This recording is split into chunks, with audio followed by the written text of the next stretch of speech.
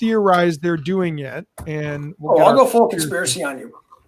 I think it's pretty clear to me that the Democratic Party is weaponizing this. I don't think it's as insidious as they created this virus for this purpose, but they're certainly using it to achieve their goals.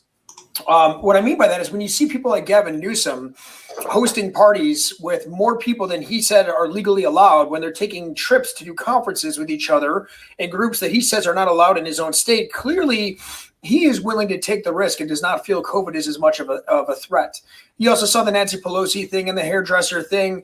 They are clearly not that afraid of this, and they want to hold us to a different standard than they do. I think they're now seeing it as an opportunity for this great reset. I think that the World Economic Forum, this is not a conspiracy, by the way, they published an article about this in Time magazine. So this idea of the great reset, one of their ideas is that you will no longer own anything and you'll be happy. You have people like Dr. Fauci saying it's time to sit down and do what you're told, America. This is really dangerous stuff. I think this is politically a way for them to fundamentally change the country. Yeah, my conspiracy theory was going to fall with that, is that socialism is not dead in their minds.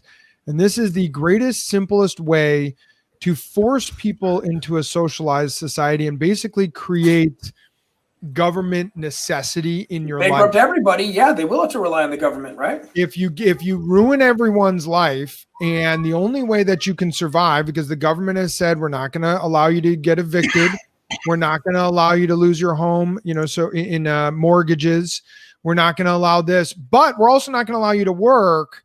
So what's going to happen? How does this, because if we keep shutting you down, well, then you have no choice but to beg for our stimulus package because we're not going to let you work. And if you try to fight us to work, like happened in my former hometown up in Chicagoland, where the restaurants refused and just stayed open, they just got fines for every day they were open, to the point of where they couldn't afford the fines anymore. They had to close.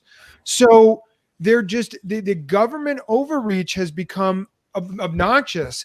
I think what you're going to start to see, and we've already seen it, and I've been saying it for a while, you're going to see mass exodus out of these places.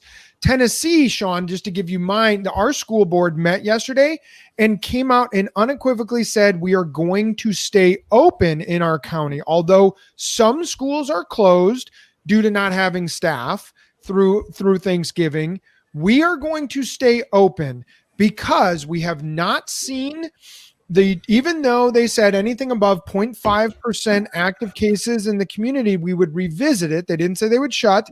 They did, because we're at 0.7 in Williamson County. They came out and said, logically, the school doesn't have a larger caseload than the world around it. The school isn't causing the transmissions. Keep it open, which is my belief is the most important activity that the government handles for us right now is schools. It's not garbage collection. It's not roads. It's none of that. It is schools and safety. I want the police force and firemen out there protecting us, and I need the schools to teach our kids and get my kids out of school, out of the house, so that we have the ability to go work.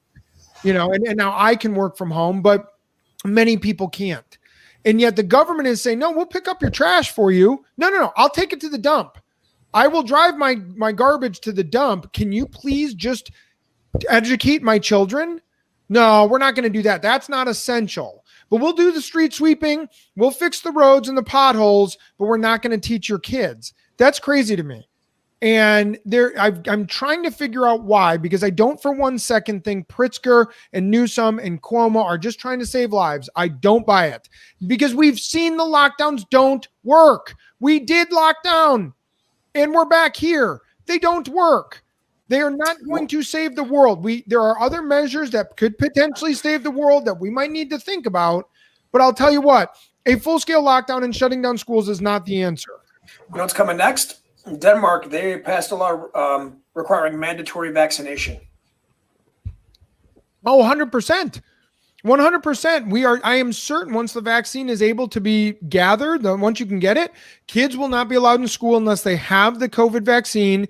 Many people won't be allowed at work unless they have proof that they have the vaccine. I think that's unconstitutional, but the Democrats are trying to destroy our Constitution or remake America.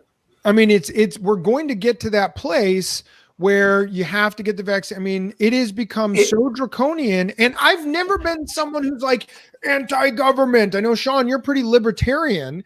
I've never been like so anti-government, but I'm getting to that point where I'm going, the government overreach is crazy. It's obnoxious. And I'm now becoming more and more fearful of the government and what they're going to start to tell us we have to do.